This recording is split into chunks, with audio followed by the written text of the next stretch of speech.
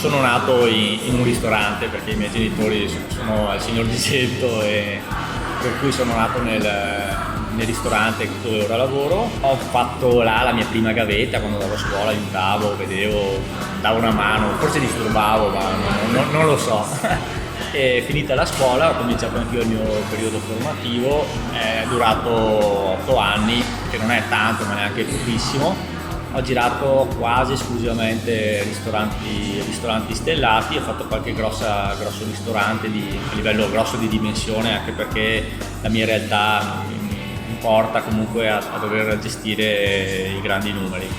Quindi praticamente sei stato cullato all'interno di un ristorante, ti sei incuriosito e come dicevi tu hai tirato la giacca per imparare e poi da lì sei andato in qualche modo a vedere cosa c'era fuori, no? Esattamente.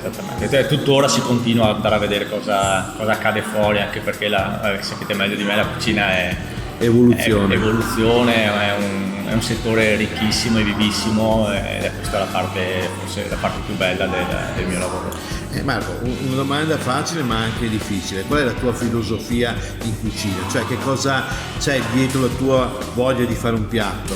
Come filosofia io vorrei che uno che viene a mangiare da me sappia dove sta mangiando, nel senso che tutti i piatti possono essere contaminati da cotture magari non legate al territorio o anche da prodotti interessanti che arrivano da posti lontani, ma leggendo il menù nel complesso ogni piatto deve avere qualcosa che ci riporta sul tavolo, sul posto, sul luogo dove stiamo mangiando. E poi c'è qualche piatto comunque legato alla tradizione, il ristorante nasce molto prima di me, per cui era giusto rispettare qualche piatto storico che non troveremo stasera.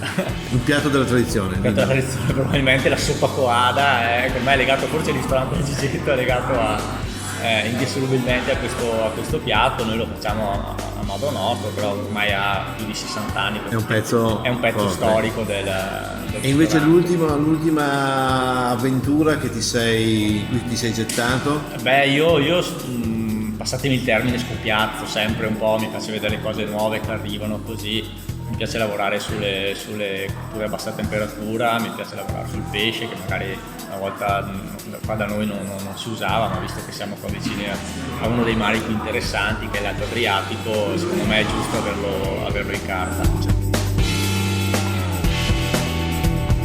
La parte più bella e di quello che ne sono più orgoglioso io è che ho arruolato, tra virgolette, nella mia cucina tantissimi ragazzi o contadini che hanno campi, che coltivano le patate per me, qualche verdura per me, mi piantano i fagioli che gli chiedo. Questo ci tengo molto, anche con i funghi, riuscire a lavorare con i funghi che mi portano i raccoglitori qua della zona, non comprarli più solamente dal mercato, che comunque è una spalla importante, ma comprarla direttamente dai raccoglitori. Quindi stasera proveremo dei ravioli fatti con il brunetto, vengono quasi tutto dall'altopiano di Vittorio Veneto, per cui è bello così, no? Sentire un po' di territorio anche nel piatto.